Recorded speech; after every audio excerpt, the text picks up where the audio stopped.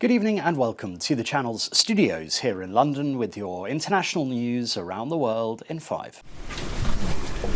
The US Defense Secretary Pete Hegseth says Iran's new supreme leader is in hiding, wounded and likely disfigured in a prickly update on the war with Iran to US media. Good morning. Earlier, the United States said it would loosen sanctions on other countries buying Russian oil and petroleum loaded on vessels at sea in a bid to curb prices rising.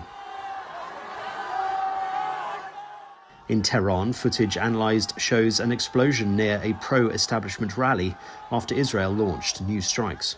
Never before has a modern, capable military, which Iran used to have, been so quickly destroyed and made combat ineffective, devastated. We said it would not be a fair fight, and it has not been. As I stated during our first press conference on day 2, that was 10 short days ago, the combination of the world's two most powerful air forces is unprecedented and unbeatable. Between our air force and that of the Israelis, over 15,000 enemy targets have been struck. That's well over 1,000 a day. No other combination of countries in the world can do that. Meanwhile, US Central Command has said rescue operations are underway after a US military refuelling aircraft crashed in western Iraq, killing all 6 US servicemen on board. Neither hostile nor friendly fire were involved in the downing of the KC-135, according to officials. The tanker had been involved in ongoing US operations against Iran and was one of 2 aircraft involved in the incident. The second landed safely. The Boeing-manufactured aircraft are capable of refueling planes mid-air and typically play a major role in US military operations. They were used extensively in the First Gulf War to extend the range of fighter jets and bombers. The bodies of 84 Iranian sailors killed in a torpedo attack by a US submarine last week in the Indian Ocean are due to be flown home on Friday, that's according to Sri Lanka's defense ministry.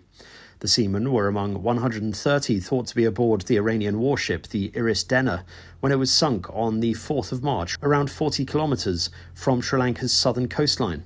A police escort transferred bodies to an airport on Friday morning for the repatriation to Iran. Sri Lanka said 32 sailors rescued by its navy after the torpedo attack will remain in the country. A driver who rammed his vehicle into a large synagogue in Michigan has been killed. Oakland County Sheriff told reporters that the suspect had driven his vehicle through the doors of Temple Israel Synagogue in West Bloomfield and then down a hallway before it caught fire. Security guards at the synagogue opened fire as he approached and then confronted him inside. The FBI said the incident was being investigated as a targeted act of violence against the Jewish community.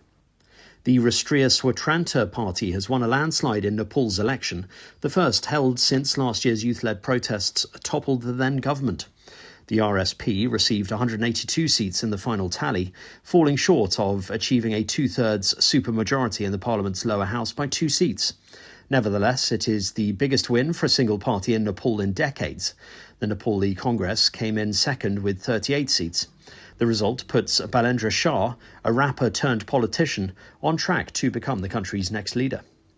Cuba will release 51 prisoners in the coming days as a demonstration of goodwill following talks with the Vatican, that's according to Havana's government.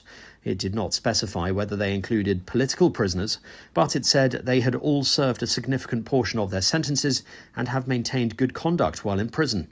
The release comes as the Cuban president said that US and Cuban officials had been holding talks to find solutions to the two countries' differences. And the UK rock star Morrissey has cancelled a concert in Spain because he didn't get enough sleep. The singer, who has become something of an expert in calling off gigs, said his latest no-show was due to the indescribable hell of a noisy hotel room in Valencia. The former Smiths frontman said, "It will take me 1 year to recover, and that is an understatement." Around 1,500 fans had been due to attend the show at a stadium in Valencia. And that's your international news around the world in 5. Now back to the channel's studios in Lagos.